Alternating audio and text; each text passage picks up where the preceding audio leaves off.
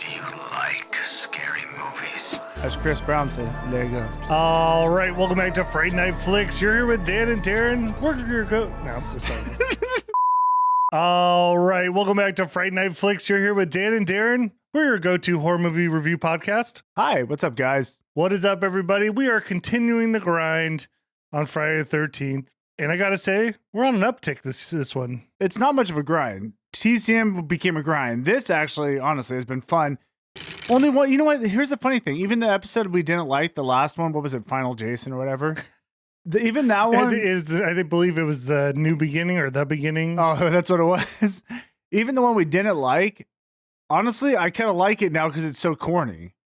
I kind of like certain parts of it. So it's like, there hasn't been one where I thought it was like horrible to where I would never want to watch it again. I mean, there's some things in that movie that I don't know if anybody even liked them, but that Ethel and that son Junior. You think I don't know what those two perverts were doing in my yard? Say it like you mean it, Mom. Would you shut the up? It's so outlandish. It's crazy. I love the dude who randomly came to the door and died. Man, I ain't eaten 2 days. I like during a meal. Like the old guy who he's looking for honest work. That's what I'm saying. We said how horrible it was, and honestly, it's one of the things after I kind of look back, I'm like, dude, it was kind of funny though. You know what I'm saying? Because it was so crazy. I mean, some of the worst movies are the ones that are like serious and they're not that bad, but they're just like not that interesting either. Yeah, it makes you feel nothing. This one, it was like full all sorts of things. Yeah, you got to take shots. But anyways, we're on one this week that is actually, I mean, I enjoyed quite a bit. Absolutely. We'll wait till we get there. But anyways, all right, this week we're going to be going over Friday the 13th, Part 6, Jason Lives. Came out in 1986. I'm sorry. I just have to address this. I've done this part 3 times. He keeps laughing in the middle of it for no reason, and I have to redo it. So I'm just addressing just that. the way you're doing it, it just makes me laugh. I don't know. I don't know why. Are you high? No. I just got back from work. All right. So if you're new to the podcast, we do a brief overview, our initial impressions. Then we break down the whole thing, kind of go like scene by scene, major scene by scene, the important stuff, the stupid stuff, the good kills, all that. And then we finish up with a final rating and then some interesting facts. But before we jump into it, we got to give a shout out because we have a new patron. Michael Diamond has joined the club. It's awesome. Cheers. Oh, thank you, Michael. Yay! Welcome. Look, there's fireworks. You didn't realize I'm going to put it all in. We got confetti, fireworks, all of it. It's appreciated. Now, if you guys want to be as cool as Michael, there's a few of you that already are. But if you want to join the club, you maybe want, I don't know, extra bonus episodes, early access podcasts, ad-free episodes, Discord access. Hey, pick out a membership level and join up. It'd be appreciated. And if you don't got the cash, but you want to still support the show, you can leave a review on Apple and Spotify. Leave a comment on either of them now. By the way, either of them. For the longest time, we said Apple. Shout out Meg for letting us know that you can actually leave comments on Spotify. Never knew it. Never knew you could leave comments on Spotify. So now, by the way, you can just leave comments and I'll reply to them. Like it's like a chat, you know? Oh, on Spotify? Yeah. That's so weird. Yeah, like I replied to all of them. Oh, awesome. You can't do it. Apple's like you leave a comment, it's just on the page. Spotify, it's like a conversation. So if someone leaves you a bad comment, you can kind of battle with them. Do a little roast, you know? Anyway, so you guys could do that. It'd be greatly appreciated. It helps get the podcast out. And I got to say, we have quite a few, so it's appreciated. Now, speaking of that, we got to do some catch up because we missed a lot of comments. I'm not going to go like 5 months back, but I'm going to hit the ones that recently came up. Well, we can hit them later, but yeah, let's only go through a few. So we do have a brand new one that was on Apple, though, and this is by Ty Windelant. So great podcast. I finally learned how to rate. I was the one commenting I didn't know how to review in your videos. Not the sharpest tool in the shed, lol. Great podcast. Love all the movies you guys have went through and glad you guys are going to do reviews start to finish. I love how you guys did TCM. Can't wait for more Friday the 13th and hopefully more Daddy Myers and Freddy Cougar. Currently watching the brutal game strategy TCM video that was uploaded today. Love them jokes and movie reviews. Oh, dude, thank you. Great review. We're glad you listened. Yeah. Yes, glad you listened. It's appreciated. And those are Apple reviews. I feel like those are precious reviews. Oh, they're hard to get. Not to mention, dude, I like the feedback. They like that we're going through the series now, which honestly, we were so against after TCM. We were so burned out. But I love doing it this way. Well, the thing about going through a series, there's so many movies I want to review and like they're all over the place. So it's like when you're stuck on a series, you're like, oh, we got to get through this whole series before we can even like start on like some random movies. You know what I mean? True. But now that we've like done a lot of movies, or quite a bit, not a ton, but it's like, okay, I actually like going through the series better, because then you get the feel for the whole thing, like how this thing has evolved, and you know about it. Like, because you do, like, we did a couple Jasons, then we took a break and we started doing more, but then it was like, I don't even remember the first two. It's a lot of fun to go through the whole series and then see like kind of where it's been to where it got. Yeah, whatever. You know, you don't have to speak. Yeah, I was like, that was a zero. I don't even know I'm talking. All right, now we're going to run through some Spotify reviews, and well, we're going to start out with one of our greatest supporters, Crazy Meg. Her first review, best review yet, had me laughing and made my day, and that was on The New Beginning, last movie review. Oh, awesome. You know, and hey, that's the fun thing about these horrible movies sometimes, which we would say that was probably a horrible one. They're kind of the funniest. Yeah, that was a good one. Hey. You were on one too, so. Yeah, that's true. That dancing did the dancing. The pop blocking was so good. Dude, I mean, I could watch that all day. Thanks, Meg. Thank you, Meg. All right, next review we have on Krampus, and that is also by Crazy Meg. Love you boys, and I'm here for you on every platform I can. LOL. Great review as always. Keep up the great work. And I gotta say, Meg's not just saying that; she literally is on all our platforms. Dude, great job, Meg. Amazing, Doing the super Lord's work. supporter. Yeah, thank you. She's in our live streams, our Patreon. It's all leaving over. reviews everywhere. It's super supporter. You're the best, Meg. Maybe some other people should be like Meg. I don't know. You don't have to live up to Meg's standard. She sets a high standard, but you could try to, you know, do a little bit like Meg. Try to get to the standard. All right, on Killer Clowns, Brandon left a review. Love the Killer Clown review. You guys are comfortable to listen to, and I've learned a lot more about the movie that I didn't even know about. I do watch you guys on YouTube. My name may sound very familiar, so I don't know if this is our Brandon Yeah, or not. I mean, there's one Brandon that kind of sticks out. Yeah. But this is a great alternative for me to use, and I can listen to you guys and do something else at the same time. Please don't stop uploading Fright Night Flicks. Awesome. Thank you. Dude, honestly, thank you guys. Thank you, Brandon. It's great to hear positive feedback. We get a lot of good feedback, but honestly, just sometimes I just don't hear it. But do you see this cool interface with Spotify? Like, I had no idea. Yeah, it's cool. You can actually review specific movies. Right. So, like, next movie, we could just say, hey, everyone just review it on Spotify and we'll read them. Or we could just talk on there too. I like the commenting, so it's cool. Anyways.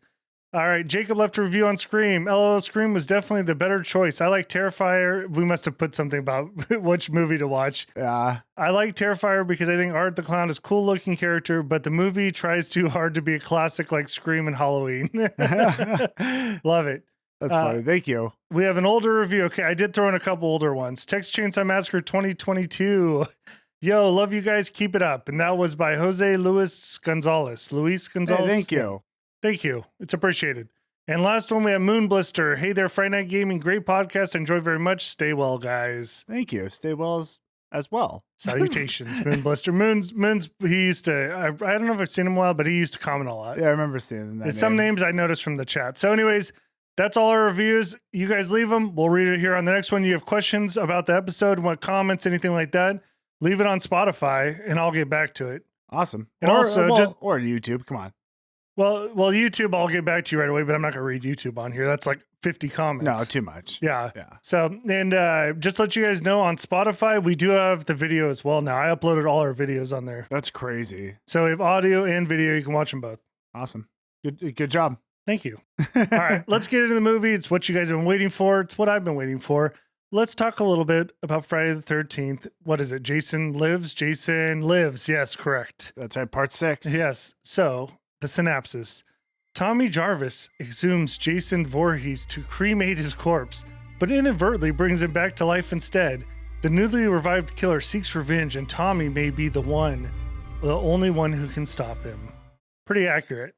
Yeah, I mean, they're all pretty basic. I like to think it's a lot deeper than that. I mean, it is, but yes, that's what happened. Let's just move it because I want to get into this thing. All right. Director Tom McLaughlin. Writers Tom McLaughlin. Victor Miller is back. Sean Cunningham. Stars Tom Matthews, Jennifer Crook, David Keegan, and that is our lineup. And so if there's a star, you're like, you didn't mention him, it's because IMDb doesn't even really put the main stars in there. It's like 3 random people. Yeah, it's not our fault. Chill, bro. Yep. Tomato meter. So the critics gave it a 53%. Audience, 53 as well. We have a Dang. tied score. You know what's funny? Only 30 reviews on the critic side and 50,000 on the user side. Yeah, I don't know how critics work. Like, I don't know the Yeah. system for reviewing. Should we go, dude? How awesome would it be if we were critics? We'd be the worst critics I shouldn't ever. be critics. I've thought about the numbers I've left for some movies, and I'm like, they're for sure. I don't even believe that. Dude, our numbers are pretty random. Like, it's like how you're feeling on the day, and it doesn't like work with the other movies. You know what that's I mean? what I was gonna say. If you rated the movie, like if you compared the movies, the rating to how I feel about them, they wouldn't match. No. All right, initial impressions. How did you feel about Friday the 13th, Part 6, Jason Lives? I mean, I'll read you some excerpts from my history book. No, Notebook. my notebook. Fun jokes. They're in on the joke. Goofy music. Dude, no, Wow, profound. Yeah. Dead? Question mark. No, dude, this movie was awesome. This nails it for me because my favorite type of horror movies are one where they mix in some humor, don't take themselves too seriously. But at the same time, dude, Jason was scary in this one. Arguably one of the most scariest. I love the kills in this one too. I thought they're really fun. I really like the movie. Yeah, there's like one of the kills in particular took it to the next level. I hadn't seen that one before. Talking about the suitcase? No. Okay. All right. I don't even know which one you're talking about. Well, we will get to it. But Yeah. no, yeah, I totally agree. This was totally fun, campy. Loved everything about it personally. Like, it's on the top of my Jason movies right now. I legit got scared multiple times. I don't know if you share that experience. No, but I loved the characters. Like, I just had fun.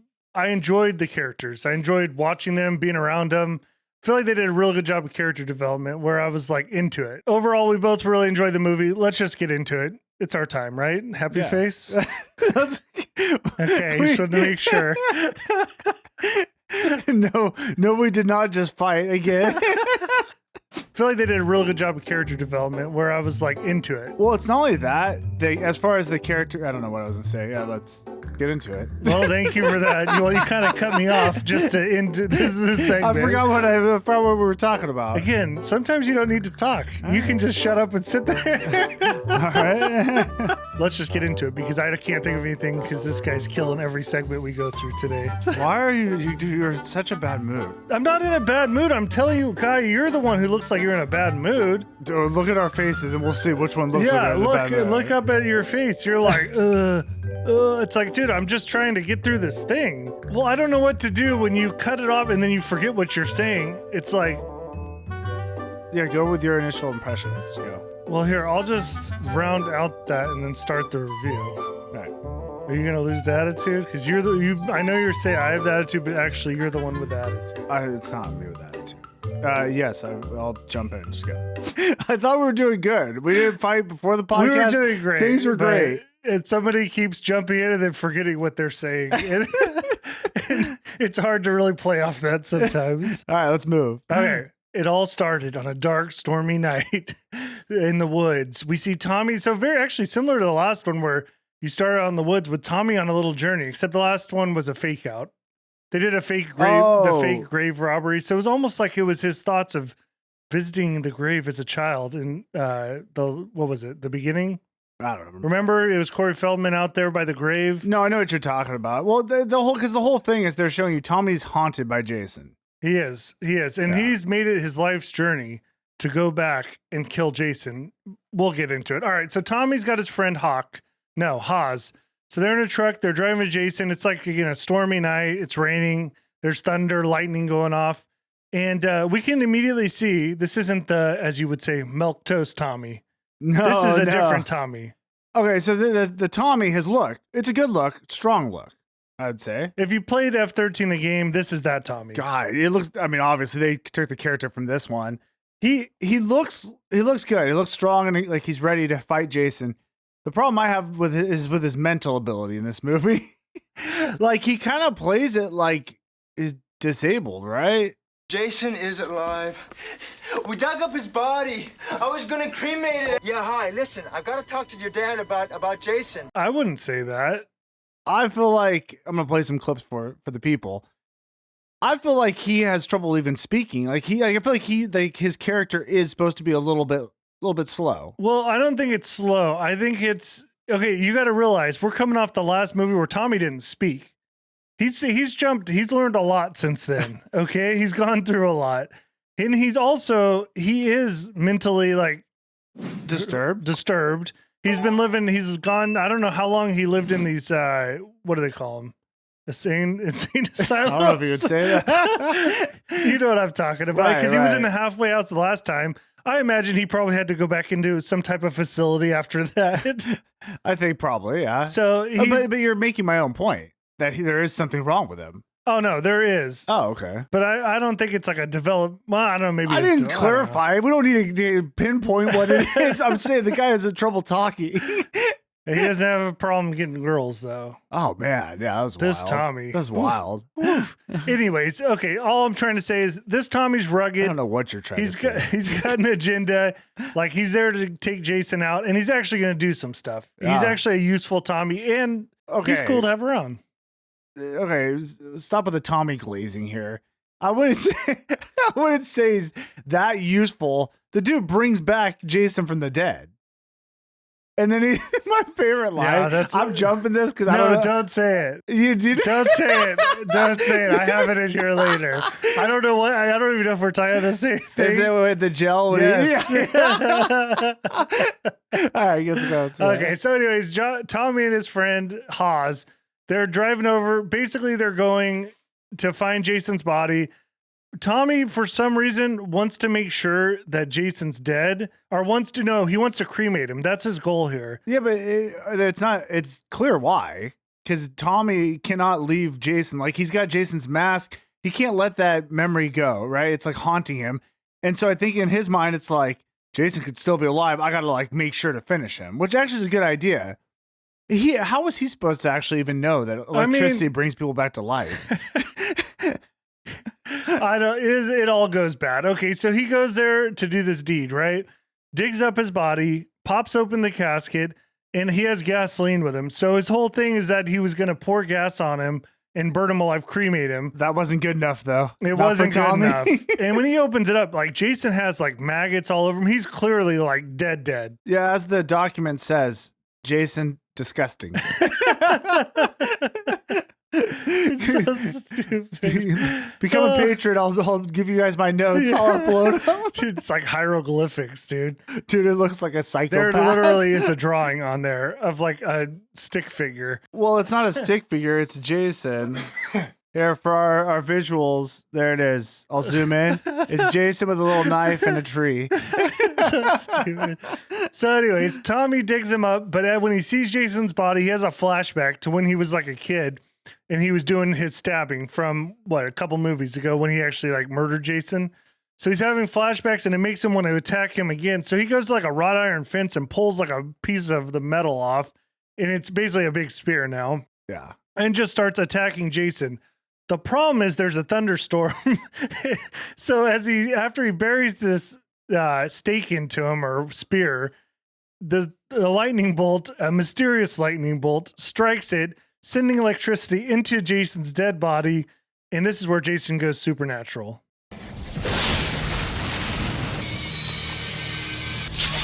Yeah, it activates Jason. Yes. Don't try this at home. This would not work. But it worked in the movie. And I'm not even mad about it. I mean, well, no. This is that type of movie. It's goofy. So I'm like totally down for them doing it in this version. Yeah. I just think it's hilarious how bad of an F up Tommy is, to where he tries to kill him and he accidentally sends electricity through Jason and turns, comes back to life now. It is pretty good that this guy that has been haunting his nightmares has been dead, but now he's actually alive. Little did he know the only way he was going to come back is if Tommy came back and shocked him to, I don't know. Yeah, It's shocked crazy. him back to life. Oh, man, I just feel bad. Were you going to say? I feel like you were about to say Well, something. I'm going to say what happens to his buddy, because I thought this was like, this poor guy. I know this guy Tommy murdered his friend. Tommy gets so many people killed. It's ridiculous. Well, I'd say all the bodies are on Tommy. Yeah, they are. Yeah. It's his fault for sure.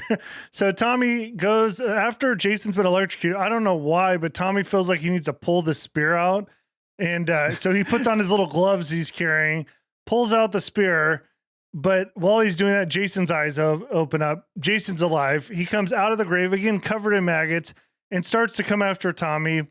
Tommy like throws gas on him and is going to try to light him on fire. He's doing a horrible job at this. Oh, dude. Well, because it's pouring rain and his hands are just like dripping. I mean, the match is never going to light. No, Never. it's also like, I don't know, man. It's just that's a long process. You got to throw gas on and you got to. That's what I'm saying. It's Tommy. Tommy's not very smart, like at all. Really hating on Tommy here. I'm not hating on him, but okay, do we have to go over we'll talk about what happens at the end of the movie, his big plan to get Jason. And just because something works doesn't mean it was a good plan. It's a horrible plan. That was a horrible plan. So anyways, Jason's staring at Tommy. They have a little stare off when Hawes, Tommy's buddy, who just came along for this ride. Again, this guy's also from the mental institution, you know, so Tommy drug him over here. Well, Hawes is going to protect Tommy. He comes with a shovel to hit Jason over the head. And how does that work out? Jason drives his hand, I think through his chest or his heart.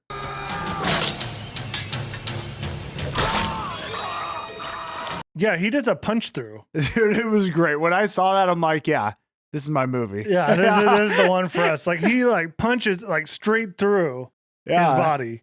And I don't know if, I mean, I was expecting him to do like the whole have the heart in his hand thing, but I feel like he had something, but maybe it was just his fist. I don't know. he could have had a heart. I don't care. I feel know. bad though. That's what I think is funny about this movie. Everyone gets it. There's no like you have to do anything wrong. It's just Jason's just ready to kill everyone. Oh yeah, and he starts off hot. And I mean, that's a great kill. That may be the best starter kill. Oh, I was amped when I saw that. I was like, dude, this is gonna be awesome. Yeah. So, anyways, after that, Tommy jumps in his truck, drives off, and we have the opener to Friday the 13th. And this was a weird one because this was like a 007 opener.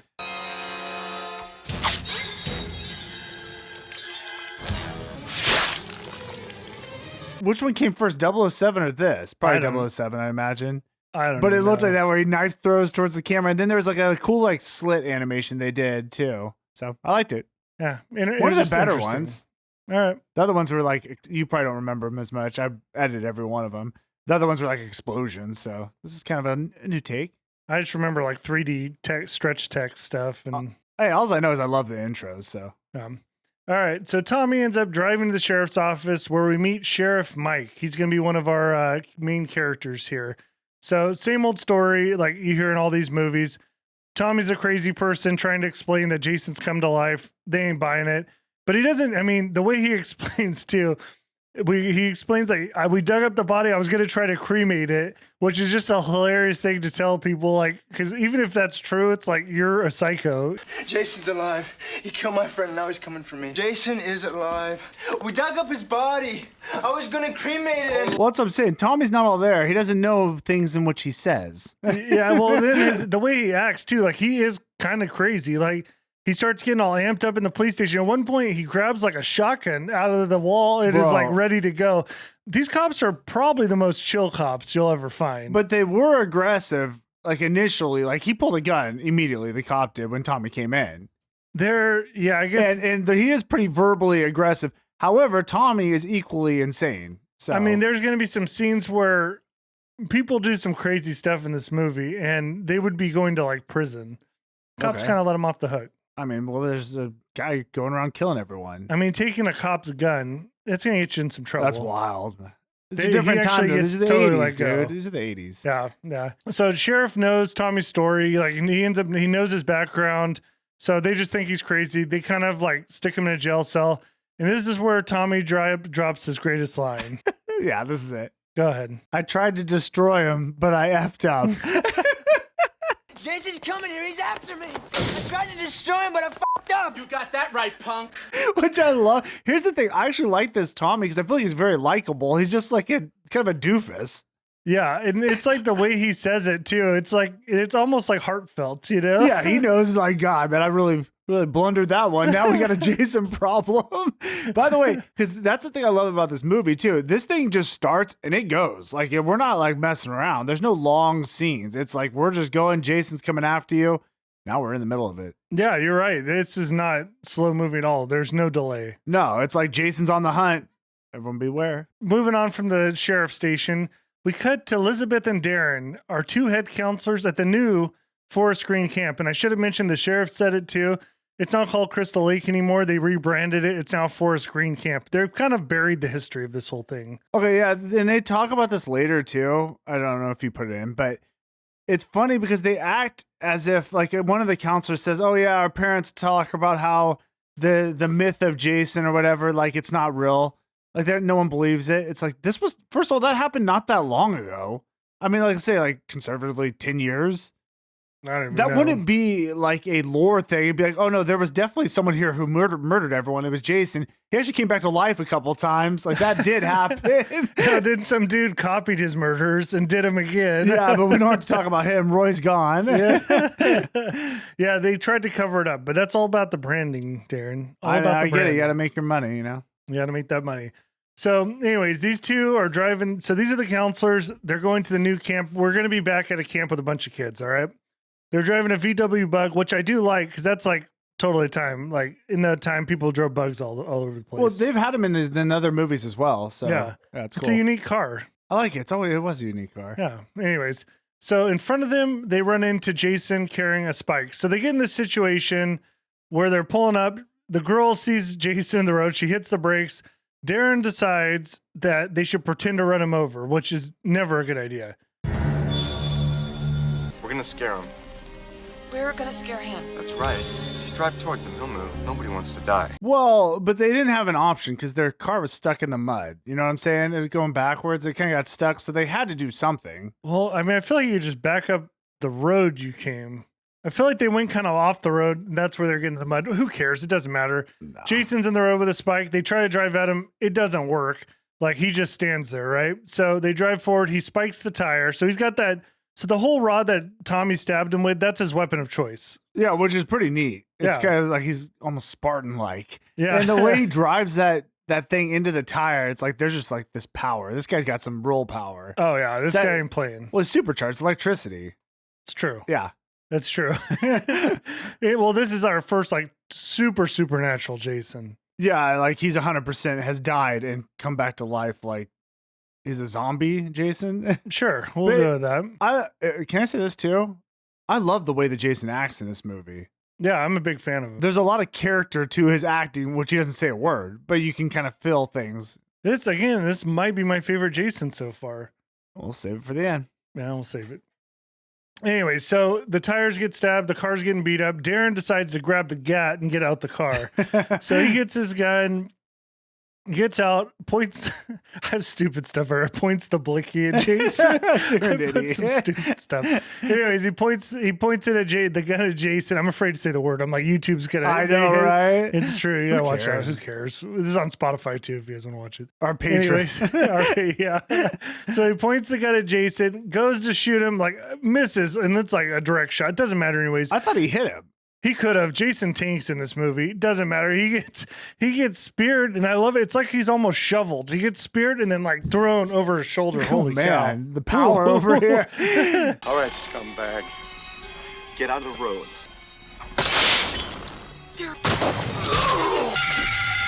Dude, yeah, the disrespectful, like he just like went through him, you know, like he said, speared him and then just shoved him over the back of him. So the guy's like just out of the picture now. Yeah. So Elizabeth's left in the car. She like climbs out, ends up falling in a mud puddle. Jason disappears for a second, but then he reappears over and just spiked through the face. You can have me. Right. Which was, yeah, great. It wasn't, you know, it's a little bit more basic, but it was a good kill. What we did see, though, that, again, there's a little humor. She tried to give Jason money before she died. I thought that was a take on consumerism.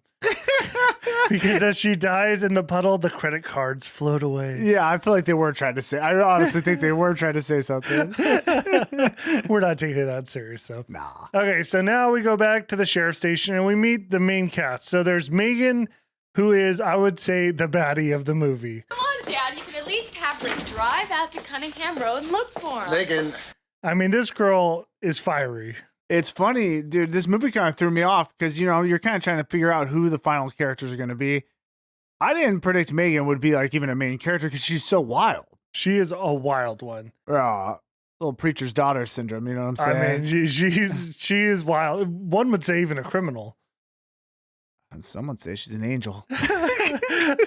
She is cute though. She is cute. No, I like her moves. She's got, hey, wait, she's got me interested. Yeah. All right. So Megan's the sheriff's daughter.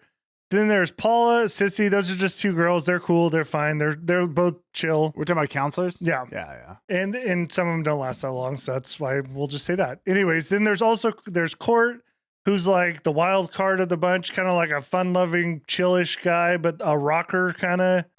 Personality comes off almost like Surfer, bro. Come on, Sheriff, can't you put out like an all-points bulletin or something? You know, that'd be wicked decent. Yeah, a little bit surfer, rocker, bro. Cali, dude. Yeah. Yeah. So anyways, they're there because they're looking for their counselors, who are the two head counselors who just got taken out.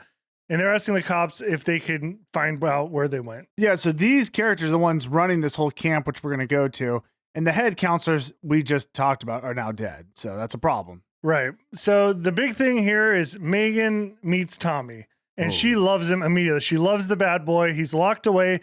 He's spitting some crazy game, like literally crazy game, like talking crazy, and she loves it. Jason is out there. He's looking for me. Jason will return to the area that's familiar. No matter what you call it, it's still Camp Crystal Lake to him. Dude, he's not even acknowledging anything she's saying. He's just saying this crazy stuff about Jason. She's in. I mean, she loves him. She loves him right away.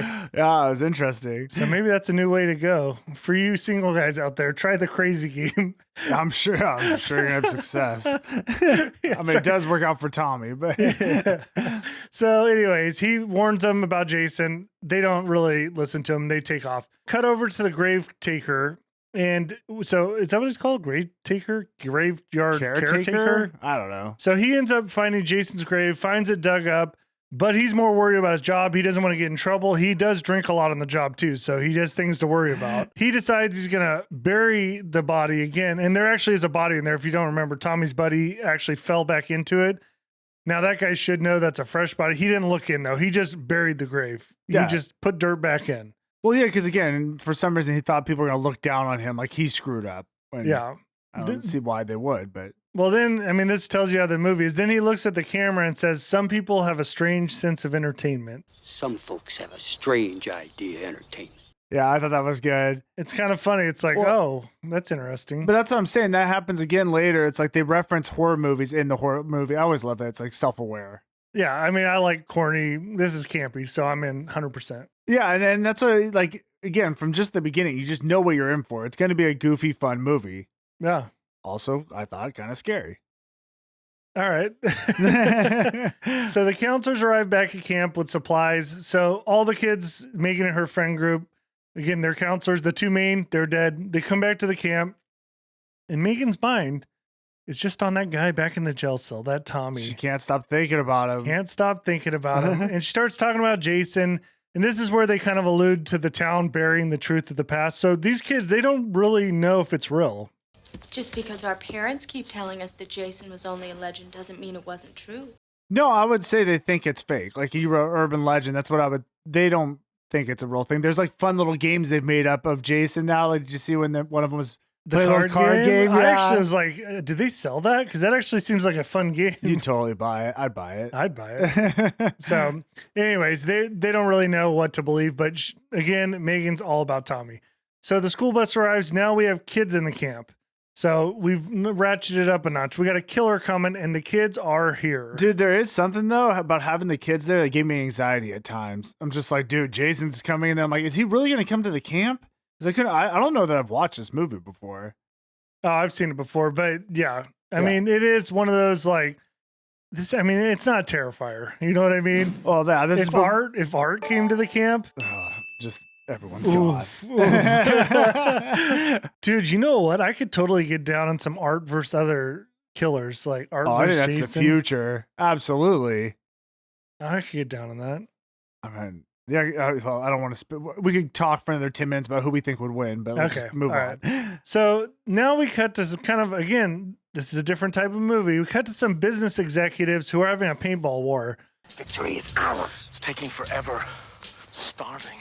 So there's these really nerdy, I mean, some of them are nerdy, some of them just seem out there, but there's a group of these executives having a paintball war. Basically, the whole thing kind of centers around a couple things.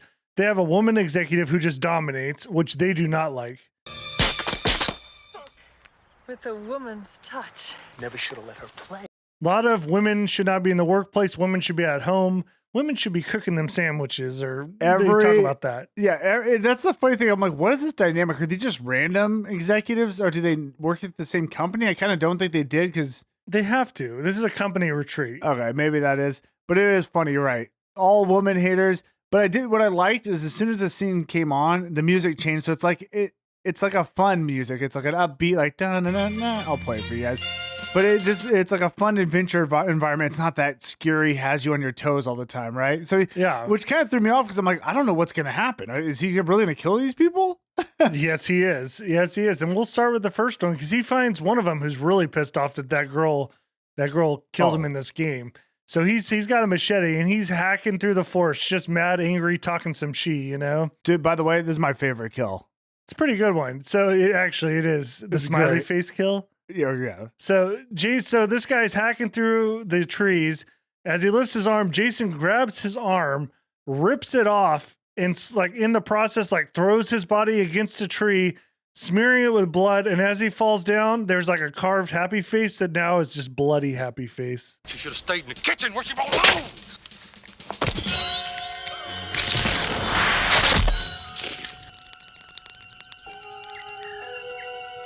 I like what you said, but the best part to me is how he didn't know he ripped the arm off at first. I guess he kind of knew, but you didn't see that. He throws him against the tree, and the guy hits a tree, happy face, whatever. And then he goes to Jason, and he looks, and he kind of looks down. He's like, it's almost like oh shoot, dude, I just ripped this dude's arm off. I guess he just kind of throws it. I guess you're right. He did do that. I just thought, again, that Jason, he's like introspective. He's like, oh, okay. I think he's starting. It's a coming of age. He's realizing who he's grown into now. Yeah, he's a new person. I mean, he's a great killer. The best has ever done it. The happy face kill. I loved it. All right, so now we have the lady executive and her two prisoners, the two guys she captured in this paintball, whatever. And they're walking through the forest when they hear like some sticks break. Jason jumps out of a freaking tree and he gets a 3K like clean decap. 3K decap. I love it. Dude, I actually rewound this a couple times because I'm like, at first I thought he just got the two guys, because they're in almost a triangle formation with the two guys in front, girl behind. Yeah. Sounds weird, but you know what I'm saying. But I at first thought he just got the two guys in front and then she got away. And I'm like, well, whatever happened to her? And I rewatched this movie and I had to slow it down. I didn't realize he took all three's head off. Oh, dude, it was one swipe, 3K. Okay, so that's an awesome kill off the bat. And again, when things like this happen, I'm like, how did he get up to the top of that tree?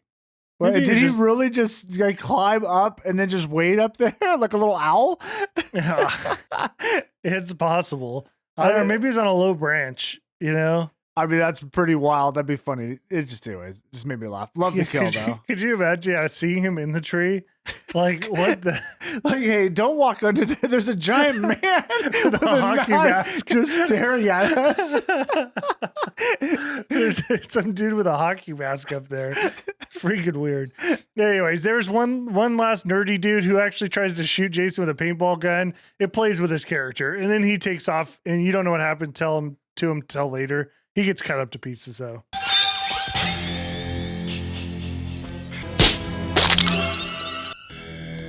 Oh, God, yeah, Jason. That's why you don't shoot Jason again. He shot Jason in the chest, and Jason looks down, almost dissatisfied by it. I mean, it was a paintball gun. I know, but he's like, oh, what is this? You know, again, I love the way Jason acts in this. Yeah, he's doing a great job. Yeah. He's learning. All right, so back with Tommy. So the PD have decided that Tommy needs to be taken out of town, okay? So their whole thing is they're going to follow him, even though he grabbed a shotgun from the office. It's fine. They're taking him out of town. They're just following. So Tommy's in his truck. They're following in their car. But Tommy decides he's going to make a run to the graveyard. So his whole plan is he's going to take these cops to the graveyard to show them that Jason was dug up.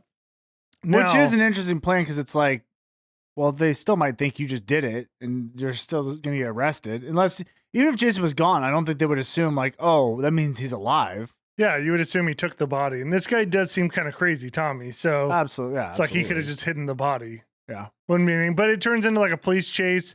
They end up making it all the way over there, and surprise, surprise, the grave is filled in. We know about that. The caretaker said he was going to do it. Yeah, so he filled the grave in. So, and of course he's there, and he's covering himself. He ain't going to tell about it. No. But the cops, again, they should see that it is a fresh grave. Either way, who cares? It's this movie.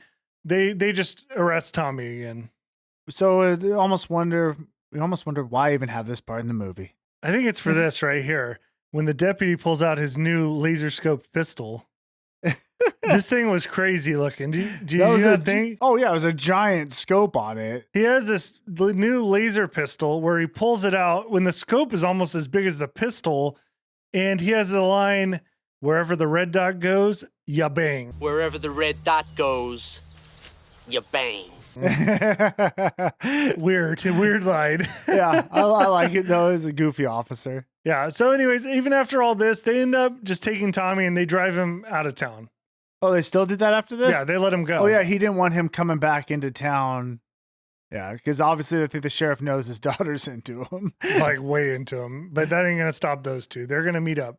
Anyways, but for now it's nighttime and the gravekeeper's walking through the woods drinking some whiskey.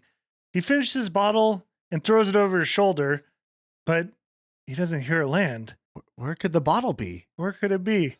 So he turns around to see Jason has caught the bottle, smashes it, stabs him in the neck. You're gonna be the death of me.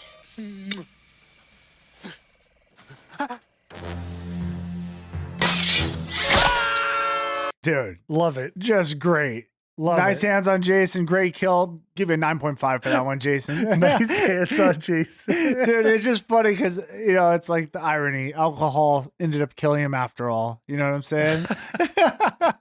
Dude, Jason's a freaking savage in this one, right? Dude, I love it. I mean, that's a unique kill. That's a good way to do it. It was, when I'm watching this, it was to the point where I'm like excited. I'm like, oh my God. And I'm like amped up. I'm like, oh my God, look what Jason just did. And what are we going to do next? Oh, he does some good ones too. And we're not even close to the best. I think the best one's yet to come, but debatable, but okay. Debatable. All right. So took out that again. This movie is moving fast. People are just getting offed, and we're about to see a couple more with another great kill. But let's start off with them drinking some champagne in the woods. Ooh. Now they hear the graveyard keeper scream. They hear him die. Yeah, you're talking about this random couple. Correct. Yeah. Yeah, don't worry about them. These are randoms. You don't need to know anything about them because they don't matter. And normally in movies, I'm like, this is weird. Not in this movie. I'm into it. I'm like, yes, I want to see these people die too. Well, yeah, because to me, it's a number. It's okay. We got two more. Yeah, we got two more to take out. How are they going to take these guys out? So we find out. So whatever. Steven, I have his name in here. I don't know why. He takes off, runs towards the screaming, sees Jason, runs back to the girl. They decide they're going to get on the motorcycle to take off. We know they ain't getting out of this. Well, dude, I mean, it's like, guy, you weren't nearly far enough away from him to get on that motorcycle. No. They basically get on in time for Jason to show up with his machete, and he does a 2K right through the middle, collateral kill, kebab. We gotta get to the sheriff's office. So that's a great name for it. Yeah. So far, we've got a 3K in one swipe and a 2K. Yeah. Like, this dude's on one. And this one is they're together on that. I kind of wish you would have lifted him up. But we don't have to nitpick. You're right, though. That would have been better. I'm just saying. But no, you know what I really like about this is also I just want to mention his walk. Like the way this Jason walks, it's like aggressive, and it's like, you know what it is? It's like he's about business. He about his business. Yeah. You know what I'm saying though? Like it's not like this lethargic. I've complained about other movies where it's like I feel like Jason's like he looks too humanish when he's moving. Like if there's one, I didn't say this by the way. There was the one, I think it was the Tommy Jarvis episode. I can't remember. One of them, Jason walked downstairs, and when I was editing, I saw him brace himself with a handrail. No. Oh no, Jason don't use handrails. It broke me. I'm like, no, he did not. It ruined it for me. This is not that Jason. Jason. It'd be like seeing him like stumble, or like trip, like. That's what I'm saying. Like he's concerned about going down the stairs. No, dude. So, anyways, but this Jason is just a killer. He's just on the prowl. A prowl? Yeah, he's got an aggressive walk, and it's fast. It ain't Myers. Like Myers is slow walker, and some of the previous Jasons have been slow stalking. This one is just like going head down on a mission. It's like a shark, right? Yeah. Like you feel like when the people are running from him, it's like, dude, you're in trouble because this Jason's going to catch you. Yeah, that's true. And he does. He does, for the most part. So back at the camp, we see the kids are all sleeping sound. So all the kids are there. We're transitioning day and night, whatever. So it's nighttime. They're all asleep. And they just show Jason's moving his like towards the camp. We're setting the scene that these kids may be in trouble. We don't know. Oh, did we say Tommy, did he reveal how he knows like what his plan is and this whole thing with Jason, like his plan with him? You know, the books and stuff? Well, yeah, I mean, no, I don't think I think we talk about it here in a minute. Right, we'll save it then. So Megan ends up leaving the camp, and I guess her thing was just to go and talk to Tommy. They don't really say. I think she goes to talk to her Tommy or her dad. No, she wants to hook up with Tommy. I think it's pretty clear. Even though he's already left, but whatever. I don't know. She goes back to her dad and back to the sheriff's station. So we have Paula, Sissy, and Court. They're all left at the camp, and well, Paula and Sissy are. Court is banging in a trailer. Okay, I think I was saying. Okay, so what he's trying. If you guys could just see the way this guy writes on here, savage. I think I made it this way. So let me try it. We'll try it again here. You can keep all this. I'm not cutting it. Okay, so Paula, Sissy, and Court are left at the camp. Well, Paula and Sissy are. Court is banging in the trailer. Yeah, that was good. You nailed it. That was good. Yeah, so at the camp, all the little kids are asleep. Apparently, there's like a group of boys, a group of girls, the little kids, they're all asleep. And then there's just two counselors there, two female counselors, right? Right. And then we have Court with some other girl hooking up in an RV. Yeah, I don't even know who this girl. I guess just some girl he met. I don't know. Maybe they said, but either way, so he's in an RV. They've got it plugged in, which is important to know. So the power's on in the RV, and Jason comes in and destroys it. So he comes in and destroys it. And we also have to just mention they are totally banging, like, and it's rock music where it's like a dance bang. It's pretty hilarious. Like, it is goofy as ever. The best. It is super. I'm not mad about it. It made me laugh. I'm like, this is so stupid, but I enjoyed it. Yeah, I mean, not like I enjoyed watching it, but it was just a stupid spectacle. You guys know what I'm saying? It was something. So anyways, Court gets talked into going and inspect like why they lost the power. He goes out and he finds the cord. It's not just like unplugged. It's like ripped in half. So they know it's been cut or something. Look at this. What happened to it? I don't know, but I say unless you want to look exactly like it, we make this place a memory right now. And they're kind of freaked out a little. So they run to the trailer. They decide we got to leave. Core jumps in the driver's seat. The girl's in the back. And you know, Jason's obviously in this trailer. Well, the way Court's driving, it's like it's so stupid. I mean, Court the whole time is just nonstop talking and jibber jabbing, which is pretty funny though, because the girl like keeps trying to get to the front and he's driving crazy and she keeps falling into the back where there's like a bed or something. And so when he's doing that, you know Jason's in there somewhere. But I do like Court's self-talk where he's just like, man, I'm having a great time. This is so much fun. You doing good back there? What are you doing back there? Man, this is so great. Like, This is great. I've never driven a house before. I like this. This is great. Yeah, and he's just listening to like rock music, just living his best life. You could care less about her. Yeah. And she ends up running into Jason. Yes. So Jason pops out of the bathroom, grabs her, and this is where I don't know. This is my favorite kill of the movie. It's a great one, too. This is one of the most unique kills I've ever seen in any movie. So Jason grabs her. They're in a trailer. He takes her head and smashes it into the side of the trailer where it's like you see the aluminum. And I don't know. The only way I can describe it is you remember Han Solo when he's stuck in the, like, whatever, he gets frozen in that rock thing? Yeah. It's like that. Her face goes through the aluminum, creating an impression in the side of the trailer. This is great. Well, I would say it's almost like when Freddy was coming through the wall in Nightmare on Elm Street. Also like that. But they get stuck at the end to where their face is pushing through. Dude, it was great. Again, dude, you see how much freaking power this Jason has, where he shoved her head so hard and dented the metal. Yeah, it was a crazy kill. That was awesome. I loved it. That was one of my favorite. I'll agree. So it's up there. Court can hear the screams, or hears noise, but he doesn't even know what's going on. Jason ends up walking up next to him, grabs a knife, and stabs it through his head. Jackie, listen to that. Do you always notice that there's that moment before he kills him where like they should get shocked and they go like, they all do that where their head goes back. I didn't and they sit there and then he grabs them and like. Well, because even when you're acting, you have to wait for them to start the kill. You have to get in the effects position. Oh, Yeah, and then you have to like throw your head back like that. I didn't notice, but I'll put a compilation up. It's whenever like it's like the dude in the last movie who went against the tree, like Oh you yeah, know? I just got like you said, got into position. Yeah, he got in the position. All right, so we lost Court, one of our main counselors. We still got a couple left. But the thing is, though, as you know what you said, as much as I like the characters, we don't really care that much about any of them. You know what I'm saying? I did with Megan. I did not want her to die at the end. Oh, see, you know what I will say? No, I'm gonna go against my word here. I guess I don't know too much about the characters, but I was rooting. I was shocked at what's gonna happen to our counselors next because they're all good girls. You know what I'm saying? Yeah. The two that are still at the camp seem like very wholesome, good girls. Yeah, it's like you're not expecting. I shouldn't say you. I wasn't expecting him to just start killing them. Well, let's get to it. But first, we got to go to the sheriff's station because Megan has arrived. Her dad's there, and they're arguing about Tommy. Megan is defending him for some reason.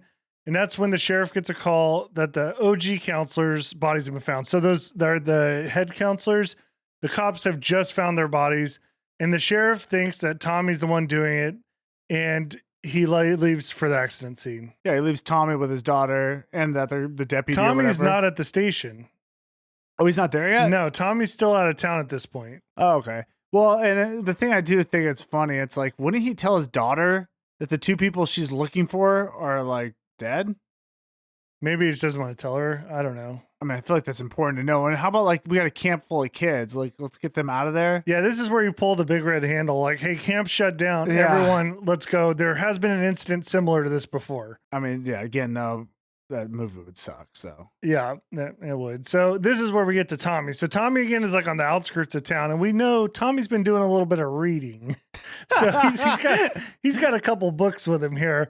One's like the occultism or something, The Dead Are Alive. And basically, this is where Tommy has come up with this idea that he has to figure out a way. He's got to figure out how to kill what is dead, right? Yeah, you understand though.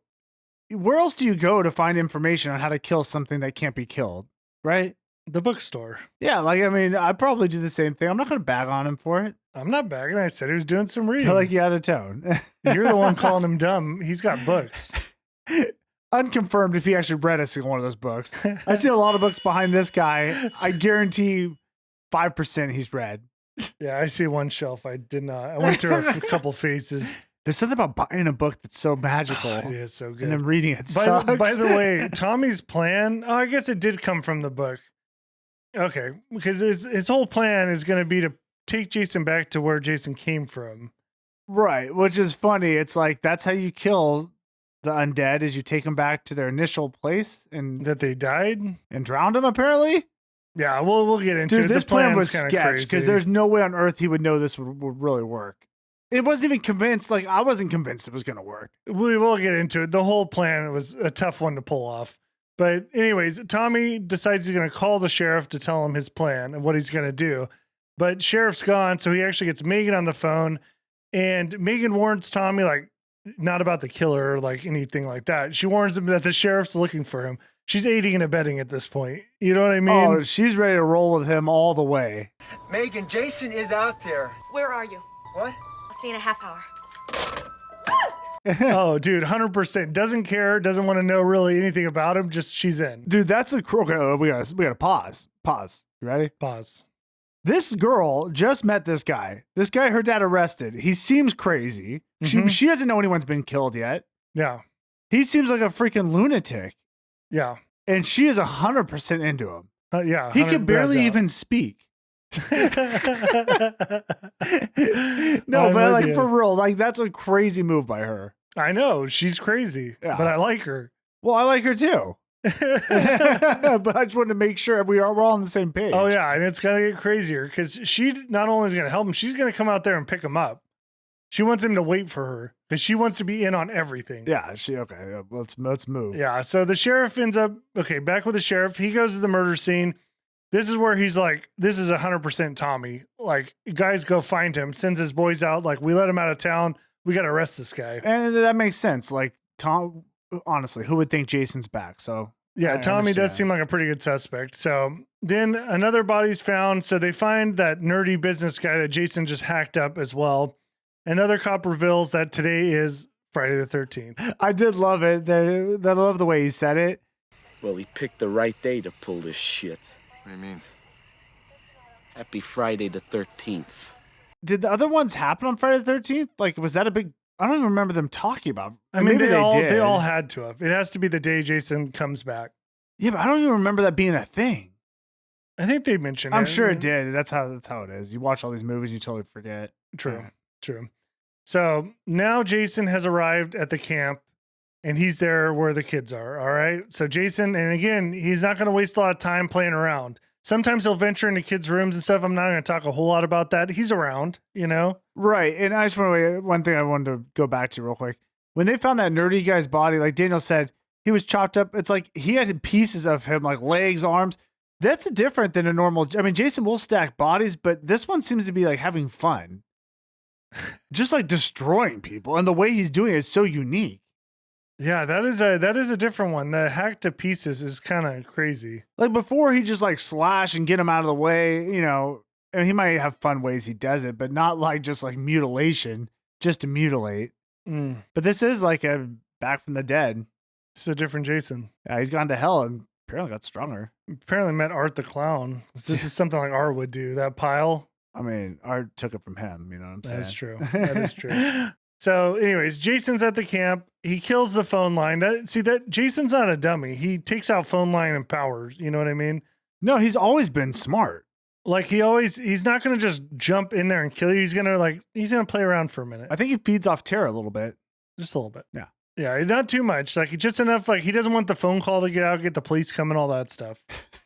Sounds so ridiculous to think he actually thinks about these things, but he must. He must. Why would he do it? I mean, there's been multiple times where he shuts power off and phone lines. He hates power. Although power is what brought him back to life. He hates who he's become. The irony. He hates power out of everything. That's his true enemy. The one true enemy of Jason is power. Electricity in particular. Well, but wait, you're saying enemy? That's his best friend. No, he shuts it off everywhere. But it did bring him back to life. Maybe selfishly he wants it all for himself. Is it power collector? Okay, this is stupid. What would he? Yeah, we can move on.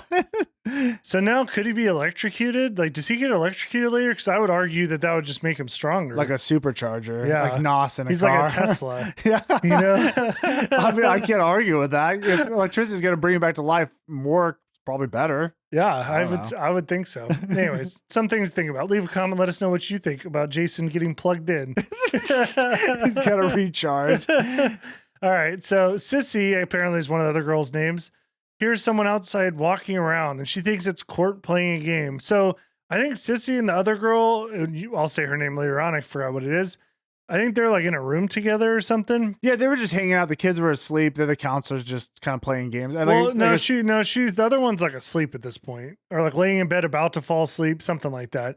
Sissy hears something outside, so she walks around and like pours her drink. Who she thinks it's Court out there playing games, so she pours her drink on him, which I liked because it just made me laugh because Jason made a little noise when he got the drink poured on him. Oh, did he? Just like a little grind.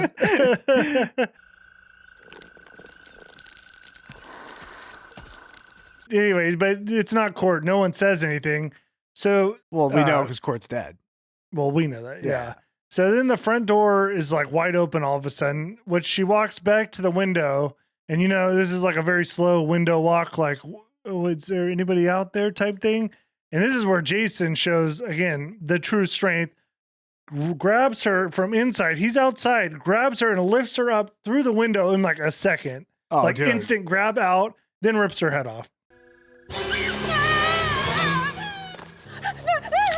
Yeah, it was crazy. Well, he twisted it around. Yeah, oh, dude, and that again. Okay, I was home alone. Just gonna keep in mind. So if I was scared, there was a reason for it. I was out of my office. I had the door locked too. I was terrified. That got me though, because I'm like, she seemed like a really good girl. Is that not Lisa from Saved by the Bell or no? Am I off on that? Dude, I can't even remember Lisa's face right now. It looks like her. I'll let you know if it was or not. Okay. But dude, that just shocked me. And that again, the power. Like I thought maybe a body, because typically Jason throws bodies through the window to scare someone. He will do that. This was like, no, this guy's just reaching through him, take her, gone. Oh, dude, it was so fast and powerful. It was like, and then she didn't have time to say nothing. You're out of the movie. Gone. See ya. Okay, so back with Tommy and Megan. Megan finally has made her way to Tommy, who's on like the outskirts of town. And again, she's on 100% on board. She doesn't even want to know what the plan is, but she's in on it. Okay. We're in a position where she's trying to hook up with Tommy. Tommy's just trying to kill Jason. So they seem to have two different missions. Yeah, exactly. Well, maybe they'll coincide. Yeah. I don't know. We'll see. It gets a little interesting here. It gets weird. It gets weird. So anyways, the police have now set up these roadblocks. So Megan drives like basically straight into one. Okay. And when she does that, she just decides to throw it in reverse, flip around, and then tells Tommy he needs to get down. Get down! Yeah. So it's insane. Like these cops are chasing her. She's just like, hey, I'm with Tommy. I'm riding with him and I'm going to get him out of this situation. And yeah, she also is very excited for Tommy's head to go in her lap. Okay, so this is how it plays out. There's lots of innuendo in this. Yes, and I'll tell you some of these lines because they are wild. So the cops know that it's the sheriff's daughter. They call in the car. They know it's the sheriff's daughter, so they're not going to like just start shooting or something. Not that you should anyways, but I'm just saying it could happen in these movies. Right, he said take it easy on her. Yes, so she is, again, in a full-on cop. She has no respect for the law, by the way. Dude, she's crazy. She's crazy. So she grabs Tommy and... Which I don't know why you would even need him to be down at this point because you were just running from the police. At first, they didn't know. She didn't know if they saw her with Tommy. But then I think at first it made sense with the roadblock.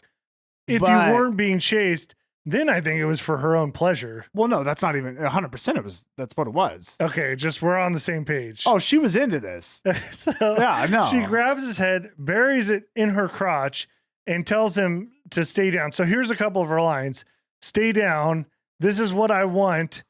Hold on. This is going to be a hairy turn. I know the hairy turn. I'm like, oh, they did not. And she said it like she said it the way she meant that. I'm telling you right now, this is just the reality. Multiple shots of her crotch. Like they were making a point, which is like crazy. Oh, dude, it was wild. I mean, this girl is a straight savage, dude. She is a savage. I kind of like the scene because it's like, dude, this chick is wild. I liked it too. I'm here for it. I was in. And Tommy's down there. That dummy don't know what he's doing, but he's not even mad about it. We don't know what. No, dude, he had no clue. I don't think he should be. I mean, hey, controversial. Maybe she shouldn't be doing that to him. Oh, you'd be like, I don't think he knows what's happening. I mean, do you think he knew what was going on? I think he knew what was going on. I don't know, man. Anyway, it was a wild scene. It ends where they ended up getting stopped by the cops, and you have Tommy's head rise up from her crotch in front of her father, I think. Oh, dude, that was brutal. Yeah. Yeah. So anyways, the sheriff grabs him, takes him back to the station. They lock Tommy up back in the jail. Sheriff gets another phone call. They've now found Court and the girl from the RV. Tommy, you know what I was just thinking? Tommy's whole arc in this, it's just him. He just brings Jason back to life, and then just consistently him just trying to convince everyone, which he does a terrible job, and then just running away, getting caught. Yeah. It's like there's no real point to any of that. It's just kind of fun. Yeah, he's kind of a mess. Megan really kind of takes over for a while. Yeah, Tommy's a disaster. Complete disaster. He redeems himself, though. He does not. He gets very lucky, but we'll okay. So anyways, they're back at the station. The sheriff tells Megan Tommy's a psychopathic killer because at this point we found multiple bodies, but there's one little twist and Megan catches on. She asks, what time were they killed? To which I don't know how the cops would really know at that point, but apparently they do. And she kind of figures out, no, it couldn't be Tommy. I was with him that whole time. Right. But her dad doesn't buy this and still locks Tommy up. Yeah. But to which I'd say, you can't trust that woman. No. You don't trust a damn word she says. If that was my daughter, no shot. Dude, I believe her. She's wild. Again, she just had a full-on police chase. Yeah, ran from the police for no reason. She doesn't even know what Tommy wants to do. Yeah, it's crazy. So the sheriff leaves Rick, the other cop, the one that has the laser gun, to lock Tommy up, and then Megan's just kind of hanging out in the station with him. Right. All right. Now we go back to the camp. One of the kids finds Jason's bloody machete next to her bed. ends up taking over to Paula. So Paula's the last counselor that's alive. Okay. Other than Megan. I wrote down in my notes, I don't know where it was, but I have dance bangs for the RV one. I had it written down. I'm like, this poor child is going to have like the worst trauma from this little girl. Yeah. Because earlier, I don't know if you skipped over, it doesn't really matter, but she had been saying she saw a monster.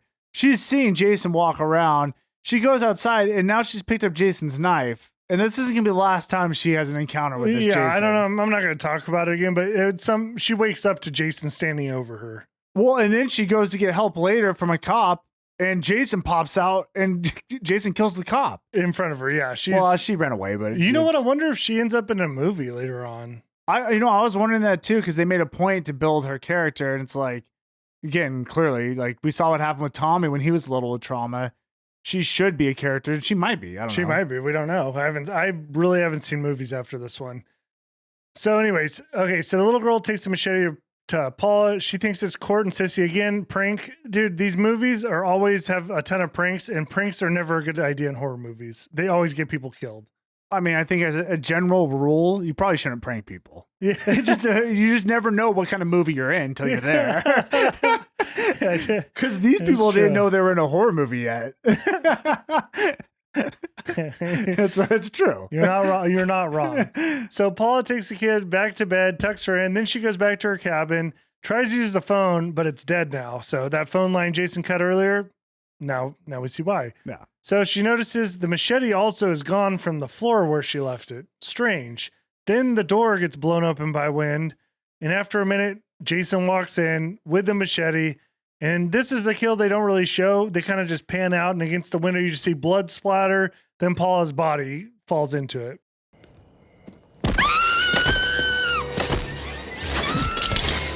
Dude, and we're going to come back to this room later. Dude. It was shocking. He did some painting. I mean, dude, this was like Terrifier level. I was like, what? I mean, I legit, it wasn't Terrifier level. But for this time, it was. I legit, when we come back here, we'll say when we get to the room, I guess. Yeah, it's something special. So but yeah, I was wondering why they didn't show you the kill, because it's gonna pay off in a little bit. Yes. So at the sheriff's station, Rick's watching over Tommy. Again, Megan is a freaking savage, dude. She basically comes up with this plan. She writes on this notepad. Her and Tommy get in an argument. She throws the pad at him. I don't know why they did all this. All it was is to get her to the cell where Tommy and her start making out. Dude, they start going at it. Again, I'm not mad at it. She knows what she wants. She's crazy, dude. At some point, you just have to respect her. Dude, she's freaking nuts. So, even though she's taking advantage of someone who's not... who knows not what he does. No. So they're going at it. Well, the whole point was to get the cop to come over. And you may be like, well, how are they going to get out? Well, that's because Megan's going to steal his gun and hold him hostage. Dude, she is insane. Yeah, Greg, like, not steals his gun and just like, you know, kind of points it near him, points straight at the dude with the laser sight on his head, you know? Yeah, and the funniest thing, the cop's like, oh, come on, Megan. And it's like, all right, well, I guess I got to follow her rules. Yeah, at this Here's point, Megan again. At this point, you might think about killing this girl. She is a menace to society. I don't think this is her first time messing with the law. Like, she's done this kind of stuff before. That was nuts. No, straight up criminal. Anyways, I like at one point, too, Tommy walked out of the cell, and then when the cop went in, and she totally was just pointing right at Tommy with a gun. Oh, dude, she doesn't care. And, dude, honestly, at this point, you got to worry about your boy Tommy here. Like, this girl is a problem. Like, she's going to get him in more trouble than he even knows what to do with. Well, and also keep in mind, she doesn't... Oh, I was going to say she doesn't realize he could be the killer. Yeah, well, yeah, she knows some people have died. She just doesn't know who yet. Yeah, so Tommy... Does she know people have died? Yeah, she knows people have died at this point because that's why she said the timing's off. Oh, yeah, because her dad told her earlier. Yeah. Yeah, but it's like, so... It's just even more we gotta stop talking about how crazy she is, but it is more crazy that she's even with him. Yeah, he could be the killer very well. Dude, again, even if he is the killer, she still is a criminal. I don't think hardcore criminal. You know what? You know what I'm gonna say? I don't think she'd even care. I mean, you could rack up the crimes she's done, and I ain't no crime expert, but she's definitely done some aiding and abetting. She's had a police chase, like run from the police. lewd sexual acts with definitely with a mentally challenged person. I don't want to crack on topics. I do like it with this movie. I'm just having fun. Dude, she freaking took a police officer hostage, held him at gunpoint. There's got to be like 5 different crimes there. Yeah, and took the criminal out. That's got to be a crime. Breaking someone out of jail. I don't know. It's true. Crazy. We got to move on from her. Okay, I agree. So Tommy and Megan, they're on their way to Crystal Lake. Or whatever it's called now. It's Crystal Lake to us. Yeah. Tommy explains here that the only way to kill Jason, this is where the plan is to return him to his final resting place where he drowned at Crystal Lake. The only way now to stop Jason is to return him to his original resting place, where he drowned in 1957. That's the big plan. Okay? And also, it's not mentioned, all the kids are there alone now at this point, camp. Yes. Yeah. Counselors are dead. Yep. Well, they're not alone for long because now the sheriff arrives with his 2 deputies. So they arrive at the camp. The sheriff goes into the girls' cabin, and this is where we see, not the little girls' cabin, the 2 counselors' cabin, and it is just covered with blood. It's like, you know that scene in The Shining, the elevator, that the blood it's like they took that elevator and put it at the front door and opened it. Dude, it was awesome. I thought it was great. It was great because if you're thinking from the sheriff's perspective, he doesn't even know what he's walking into. And then he walks into the room and first thing he sees is a cabin filled with blood. And you got to think, like in my head, I'm like, dude, this guy's now thinking, what if everyone's dead here? Yeah. He doesn't know. It's like terrifying. There's that much blood. It could be the whole camp. Oh yeah. Was massacred in I don't know if a human body has as much blood as what was in the room. There was a lot. Well, there was 2 bodies to work with. So maybe. Oh, you're right. He does like to move things. And he does. He moves bodies sometimes. Not too much in this movie. The last one, he had him in doorways and all kinds of stuff. He doesn't have time in this one. He's just going. Yeah, he's on a mission. So anyways, after that, a deputy searches the dock. So they're kind of split up. One of them's on the dock and he hears something in the trees. And he goes to look what the noise was. Jason steps out with a throwing knife. Great throw, right into his head. Hey! Dude, this Jason, I might get emotional. The amount of respect I have for this Jason, the diversity in kills, you know what I'm saying? And the power. He just grabs that knife and just ding.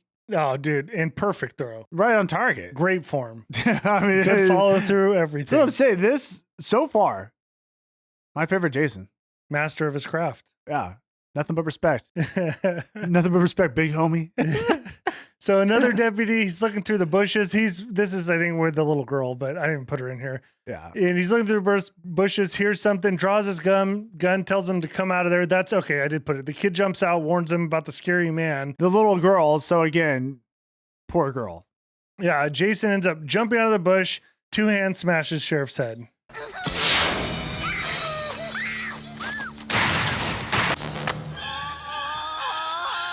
Yeah. Not the best kill. But again, nice little power. I liked it. It was fast, clean. I'll never get mad at the 2-hand smash. It's just like the power. Just, you know what I mean? Every kill can't be spectacular. I get it, right? Yeah. When I work a day job, not every time I do a project, it's the best one. But once in a while, you get some of those projects that are just amazing. You know knock it out of the park. Oh, dude. That's the triple kill. You know what I'm saying? The triple kill, the head smash, whatever. There's a lot of good ones. All right, so the young girl then makes it to the sheriff, who takes all the kids and basically consolidates everyone into one cabin. All kids get in the cabin, get on the beds, and wait, which is terrifying. Yeah, and with Jason, I don't even know if this is a good tactic. I guess it would work for now. Okay. I don't even know, dude. You could all run away, and he still might get you. I mean, I think the best plan of action would be to run all in different directions, and just some of you are going to die, some maybe survive. I don't know. But let's just wait. Let's recap of where we're at here. Well, I kind of want to give like the feel for the movie, because if you're not watching, you don't get the feel. It's all kind of fun. It's not overly like intense. You know how the old Jason's are very musical. It's like that was more like that was Psycho. But the music's, there's like always an unease. This is just kind of fun music, and even when like someone gets killed, I don't feel bad. I'm just like I had a good time. Yeah, there's like even the kids. There's some funny lines they say. Okay, we'll get to it. That's exactly where I was going, because even the kids, when you think about, oh man, it's like terrifying. These kids are stuck there. They bring humor into it, so where you don't feel so bad for them. No. Yeah, we'll get to it. I totally agree with you. It's like we're just showcasing some kills. We'll see who survives. Yeah, but we're all gonna have a good time. Correct. Because we all like horror movies. Yeah, that is true. So back with the sheriff, he ends up grabbing a shoddy and he's off to hunt. Yeah. He's going to try to find Jason. And let's make it clear. Jason's just getting unloaded on during this movie, and he has no problem with bullets. No, and this showcases that because this sheriff trips over his deputy, goes face to face with a dead body. Pretty gross, actually. Yeah, they like touch cheeks. It's kind of gross. Anyways, he gets up. Jason's standing in front of him, and now you see the power because Jason's got his machete. Sheriff's got a shoddy. Sheriff unloads on this guy. All his shoddy shots, pulls out a pistol, shoots him as much as he can. Jason just keeps getting up.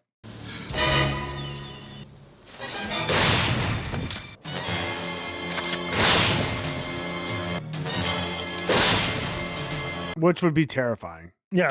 Could you imagine? Yeah, he can't stop the dude. What would you do? What would you do? I'd do what the sheriff does, run away. Yeah. What are you gonna do? Are you gonna try to fight him? But you got kids there. Not my kids. Well, the sheriff's kid is there. He doesn't know that yet, though. Okay. He doesn't. By the time Jason gets through all those kids, you could have your daughter back. And let's be honest, his daughter, that's more of a problem than Jason. So, and let's be honest, even if you get out, he's gonna come for you at some point. There's no escaping. Maybe. I don't know. I guess some people do escape. Some don't, though. Yeah, we'd have to run the numbers on that. I know now. I'm like, wait, how many people have legit escaped? Not that many. Whatever. Yeah. All right. So Megan and Tommy end up finally making it back to the camp, and Megan goes in with the kids, kind of like brings them together, hugs them, all that stuff. Tommy goes to the dock, and now is where we see the master plan come to play.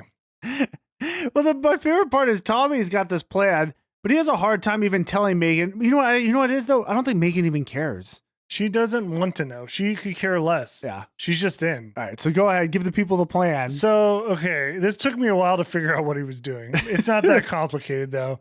His plan is to go into the lake. Well, we know Jason has to be killed at the place in which he first died, which is the lake. So we have to drown him, I guess. Okay. Now, how he's going to do that is he's going to get a huge rock and a huge chain up the rock, secure that, and then just make a loop with the chain that he's going to hang it over Jason to try to drown Jason with this giant rock. Yeah, so to make it simple, chain attached to rock, other side of the chain, wrap around Jason, throw rock in lake, rock sinks with Jason attached by the loop in the chain, which rather hard to do, I think. Dude, I don't see any, other than the way it played out, there's no other way. Like, there's no way he's going to put that around Jason and then throw the rock into the water. Well, here's what I know. To put the chain on Jason the way Tommy has currently rigged it up, you have to get close to Jason. What's the one thing you can't do? Yeah, you can't mess around. You can't be near him. I mean, if he has a weapon on him, you're dead. Okay. Well, I saw him also use his fist and punch a guy straight through the body. That's my one problem with these movies. I love that scene, but it's like there's selective power use. You know what I'm saying? I think it's their attribute points, their personal attribute points. Do you think he's already used his gut punch, so he hasn't rejuvenated yet? No. Okay, so Megan ends up running outside and she runs out of the cabin, tells Tommy to use her dad's radio because they saw the police cars there, but they haven't really run into the cops at all because a couple of them are dead. Her dad's the only one alive at this point. She sees a dead body, starts yelling for her dad. Back at the camp, so back in the cabin with the boys, I just wanted to put this in because I love these lines. Two of their young boys are under the bed, and they've pretty much come to grip with their fate here. They say, they realize things are going on. I don't know if they even know anyone's dead yet. They might, but they know someone's there trying to kill them. It's obvious. Right. So one of them says, "We're dead meat." And then the other one says, "So what were you going to be when you grew up?" Yeah, I loved that. Me dying laughing. I was like, that's so brutal. So, what were you going to be when you grew up? They've just accepted they're going to die. Yeah. It's so while we're here, we might as well do some small talk. Yeah. What was it you wanted to be? I thought that was hilarious. I love that line. That's what I'm saying. Lines like that, just the levity in these intense moments. That's what this movie was. It's just a great combination of both. Oh, it's good. Not taking itself seriously at all. Right. So the sheriff hears Megan yell. And so does Jason. So the sheriff is Jason's chasing the sheriff in the woods, but then he hears Megan yell. So he turns and kind of walks back towards Megan, but the sheriff knows he's going to go for her. So he jumps on his back, knocks him down, beats his head with a rock. Jason reaches up, grabs around the neck, and just breaks his bones, breaks his neck or something. No, this was the suitcase, bro.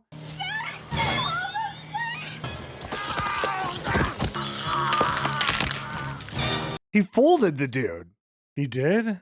Well, I'm going to show it. I hope I was right. If not, I'll let you guys know. I think he folded the dude like a suitcase, though. Oh, I didn't even, dude. Maybe I was taking notes. You ready to put him in the upper compartment? Dude, yeah, no, I thought it was a great kill. I can't believe you didn't know that. Oh, I think I missed it. All right, well, twice. I watched it twice through. On solid move. Near the end of the movie, still pulling out hits. Strong work. So Tommy goes back to the boat with Megan on the dock. Tommy wraps a chain. Okay, so this is where he sets up the whole boulder thing. Bro, and by the way, guys, this is the most jankiest plan in the world. It's a horrible plan, but it gets worse. Yeah, it does get worse. So he starts up the boat, tells Megan to go back to the cabin. Get back to the cabin with the kids. Megan, please. As soon as he says that, Jason now is in the cabin with the kids. He explodes it, and then Tommy's like, no, Megan, don't go to the cabin. Megan, no! But she still goes to the cabin. Long story short, Jason busts out the door, grabs Megan's head, and starts the squeeze. He's ready for the head squash. You know, dude, honestly, I could talk about this movie for like 3 hours. I know, it's good. I just love the Jason. Okay, here's what I want to get to. Even his relationship with kids is interesting. Like, would he have killed the kids? He seems to be pondering that same question. Yeah, dude, I don't think he knows yet. He doesn't know. He's not really gone that far. Yeah, it's almost like when he came back from the dead, it changed him. Maybe he did, but let's move on because we got to finish this. So he's squeezing Megan's head. And I got to be honest, at this point, though, I was like, oh, dude, I don't want her to just get taken out like this. I know, I'm like, in front of these kids? No. Yeah, she's too much of a good character. I'm like, I enjoy her too much. She's crazy. But, dude, that's what I'm saying, though. The fact that she was so crazy, again, made me think she was going to die. Because normally that's how these movies work. I would say this movie flipped it on its head where like the good kids were dying. Oh yeah, it's super good. Just like chill. Those guys got offed quick. I know. I was like looking through when I was watching like the counselors talk to each other. I was listening to it at work, and I was thinking, I'm like, is there anything they said here that which could have got them killed? Right? Just any bad word, right? Any excuse? No. These girls are clean, super clean. Yeah.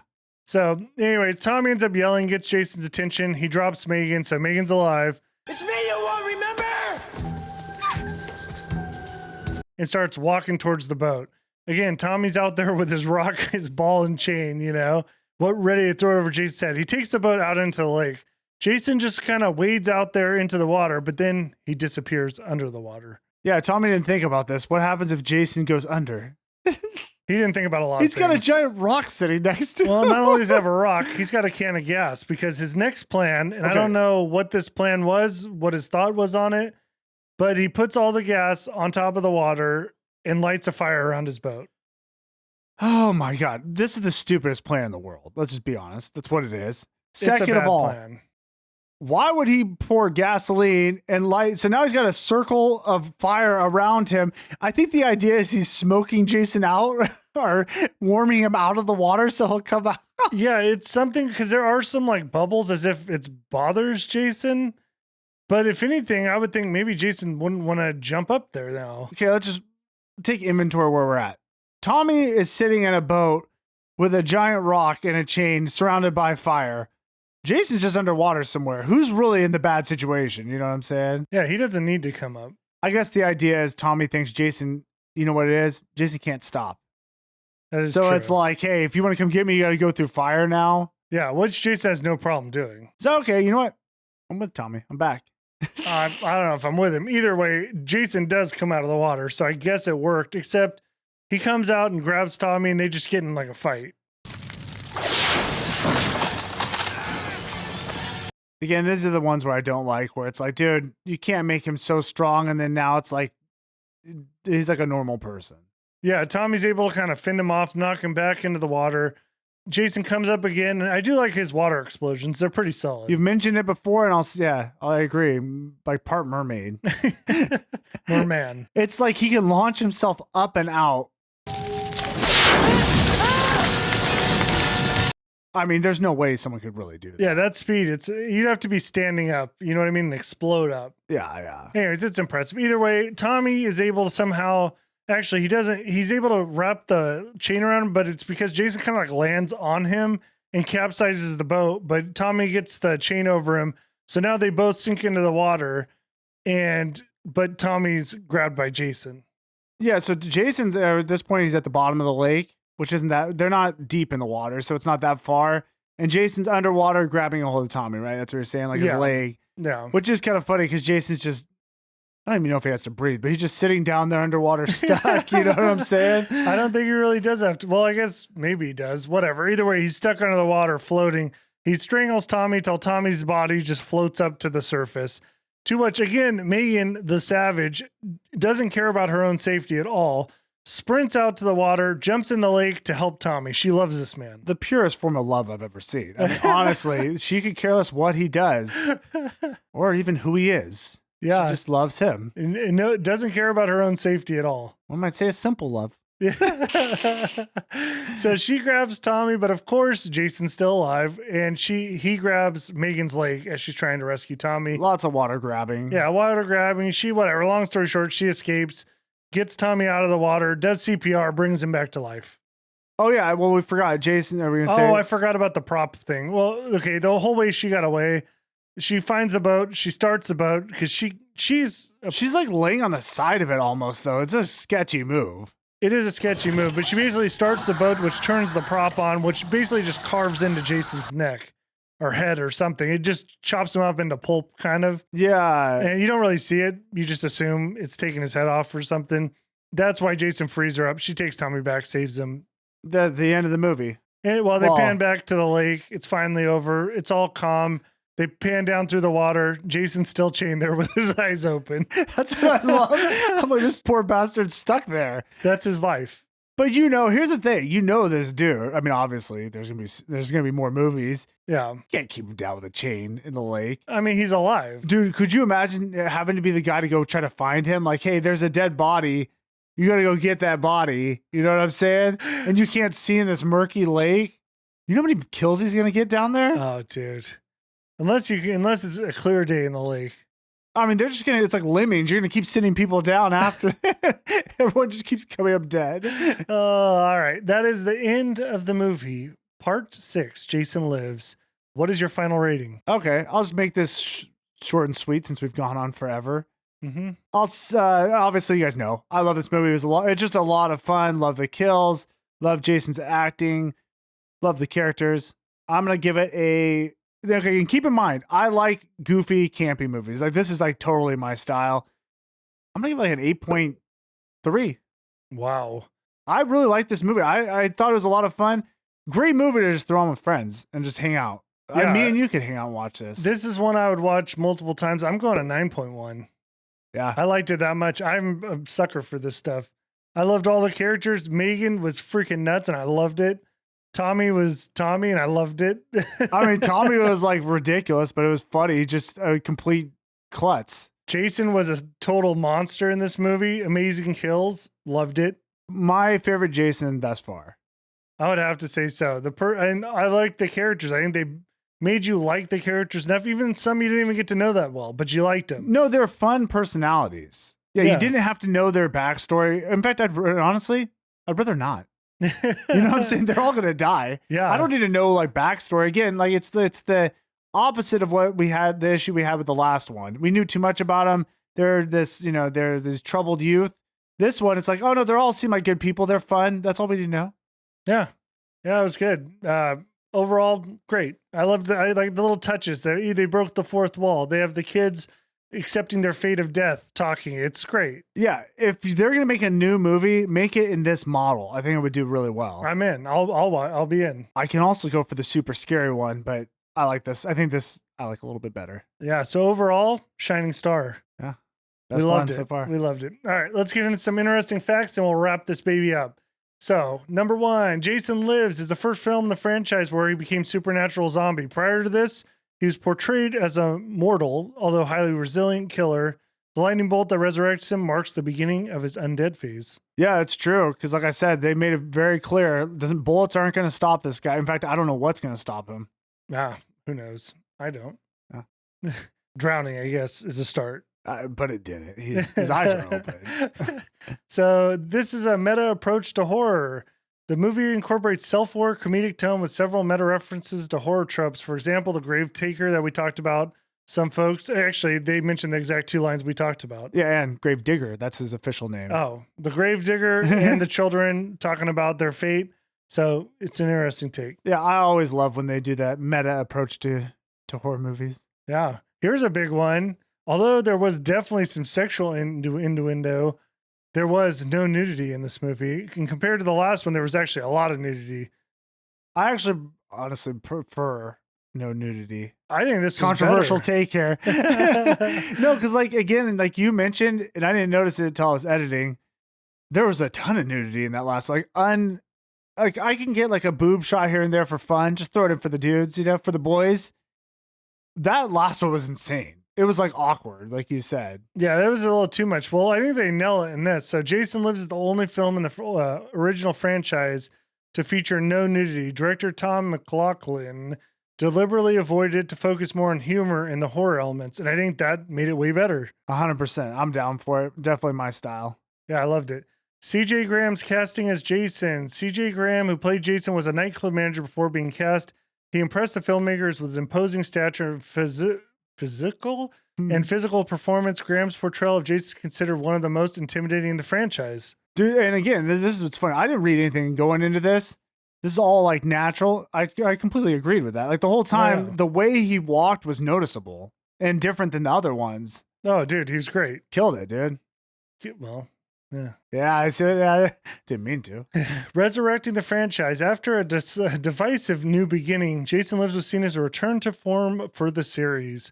Fans appreciate the return of Jason Voorhees as the killer because the last one wasn't even Jason, and a mix of horror and humor. Yeah, no, they did a great job. That's interesting. I didn't realize that people would like, you never know with comedy and horror how people would take it.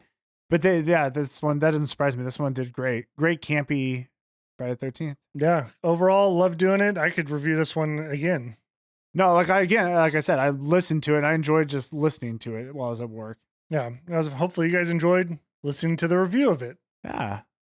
Sure. Yeah. All right. Special thanks to all our patrons. You guys are the best. Couldn't do it without you. Thank you, especially our new patrons. It's all appreciated. Yes. Thank you so much for the support, guys. And thank you just to everyone who listens to the show every week. We like having you guys here. Hopefully you enjoyed the show. Give us some feedback. Leave some reviews. Next week, we will talk about Friday the 13th, Part 7, The New Blood, which I have not even watched yet, so that'll be going in blind. I know. I'm interested to see if it's anything like this one. I kind of feel like it's not. I've heard that it falls off a little. You know what? One last thing, not that we want to keep talking. I saw in the comments, some people liked that. Did you see? So there was one or two people talking about that new beginning or the one with Roy as Jason, and they liked the way he portrayed Jason. Yeah, I guess so. It was more of the whole story side of it that I was. Yeah, this way it wasn't a personal attack on Roy, But that is the funny thing, though. Here's the reality: everyone has their own opinions. True. Like I like some crazy bad movies. Absolutely. Yeah, I love The Leprechaun. Yeah. Oh, all of them. Oh, yeah. I can't wait to review those. Those will be good. That's going to be so much fun. All right. We got to close this one out. Thanks again, guys. We'll catch you on the next one. See ya.